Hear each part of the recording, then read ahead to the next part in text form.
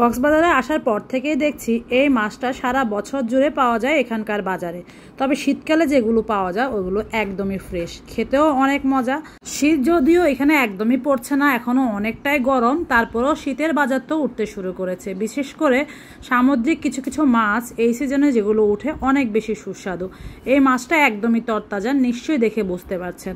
আজকে এই মাছটাকে আমি তেল ঝাল রান্না করব, যদিও ভাজবো না, কারণ মাছটা একদম ফ্রেশ ছিল, কোনো রকম বরফ দেওয়াও ছিল না। তো বরফ দেওয়া ছাড়া মাছ, এরকম তরতাজা মাছ আমি এভাবে না রান্না করে যদি ভেজে রান্না করি, সেই মাছটা অতটাও আর স্বাস্থ্যকর থাকবে না। অতিরিক্ত তেল খাওয়া কোনোভাবে আমাদের স্বাস্থ্যের জন্য ভালো নয়, সে যেই তেলই হোক না কেন। তারপর আমি মাছটা তো ধুয়ে পরিষ্কার করে নিয়েছি। যদিও এসব মাছ কাটাকাটি করতে একটু কষ্ট, সময় লাগে, তারপরও যেহেতু অনেক বেশি স্বাদ এই মাছ, তাই আমি প্রায় সময় নিয়ে আসি যদি এরকম তরতাজা পাই। আর রান্নার জন্য প্রথমেই আমি যথারীতি তেল গরম করে রসুন কুচি ভেজে নিলাম একটু হালকা করে। আমার কাছে যে কোনো তরকারিতে রসুন কুচিটা খেতে ভালো লাগে। তারপর আমি দিয়ে দিয়েছি পেঁয়াজ কুচি, এরপরে টমেটো দিয়েছি, সামান্য একটু পানি দিয়ে এটাকে ভালো করে সিদ্ধ করে নিচ্ছি। শুকনো মশলাগুলো দিয়ে দিব এখন। সামান্য একটু পানি দেওয়ার কারণে মশলাগুলো আর পুড়ে যাবে না, যেহেতু আমি তেলের পরিমাণটা কমই দিয়েছি।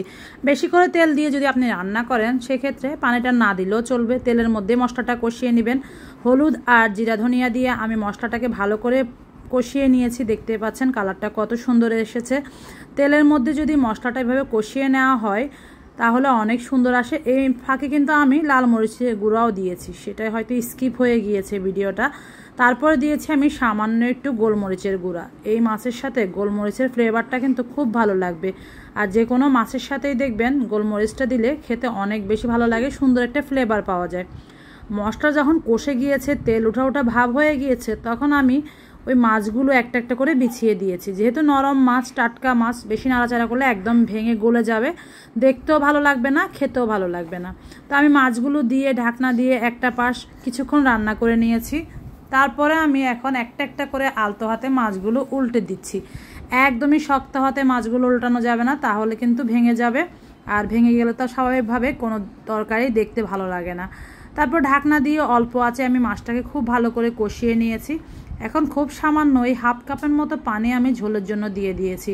এই ঝোলের মধ্যে মাছটা সিদ্ধ হয়ে যাবে, আর একদম গায়ে মাখা মাখা ঝোল এটা নামাবো আমি।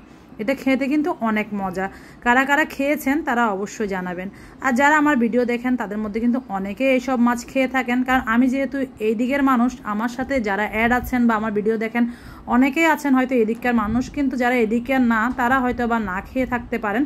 তবে এটা এক একজনে এক এক মাছ নামে চিনে। আমাদের অঞ্চলে এটাকে আমরা বাটা মাছ বলতাম, এখানে বলে এটা পার্শে মাছ, এক এক জায়গায় এক এক মাছ বলে।